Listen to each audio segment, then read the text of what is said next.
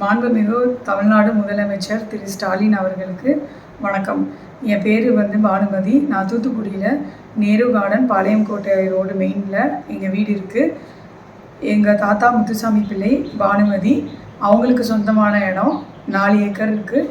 அந்த இதில் திரு மணி அவர்கள் பானு பிருந்தாவன் ஹோட்டல் ஆரம்பிக்கிறதுக்காக எங்ககிட்ட கேட்டிருந்தாங்க. அப்போது நாங்கள் கொடுத்தோம். அதுக்கப்புறம் அவங்க எங்கள்கிட்ட பானுமதி தியேட்டர்னு இருந்ததை அதை திருமண மண்டபமாக அவங்க பெருசாக எதுவும் பண்ணாமல் சின்னதாக ஒரு சேஞ்ச் பண்ணி அதையும் அவங்க ரன் பண்ணிவிட்டு பானு பிருந்தாவன் ஹோட்டலையும் ரன் பண்ணிகிட்டு இருந்தாங்க. அவங்க திரு மணி அவர்கள் 2018 இறந்ததுக்கப்புறமா அவங்க பையன் அதை மேனேஜ் பண்ணுறேன்னு சொல்லி உள்ளே எந்த வித அங்கே ஆவணமும் இல்லாமல் இடத்த எல்லாமே நாங்கள் கொடுக்காத இடம் எல்லாமே சேர்த்து ஆக்கிரமிப்பு பண்ணி அவங்க அக்ரிமெண்ட்டும் முறையாக இல்லாமல் இப்போ வரைக்கும் உட்காந்துட்டு இருக்காங்க. சரியாக வாடகையும் தர்றது கிடையாது. ரவுடி வச்சு ரொம்ப பிரச்சனை பண்ணுறாங்க. அப்புறம் இல்லீகலாக நிறையா வேலையும் பண்ணுறாங்க. பல தடவை நாங்கள் அவங்கள காலி பண்ண சொல்லி நாங்கள் நிறைய தடவை சொன்னோம். ஆனாலும் அவங்க காலி பண்ணலை.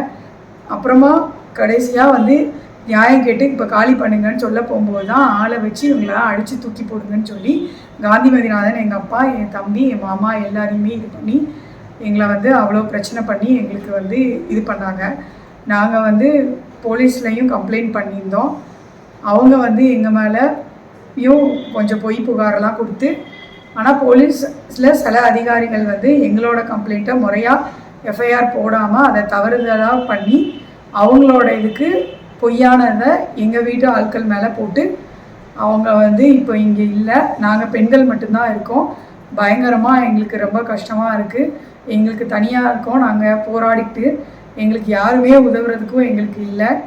இவங்க ஏன்னா ரவுடித்தனம் பண்ணி கொலை மிரட்டல் விட்டு தினம் ஏதாவது எங்களுக்கு மன உளைச்சலாக இருக்குது. எங்களுக்கு நிம்மதியாகவே எங்களுக்கு இருக்க முடியல.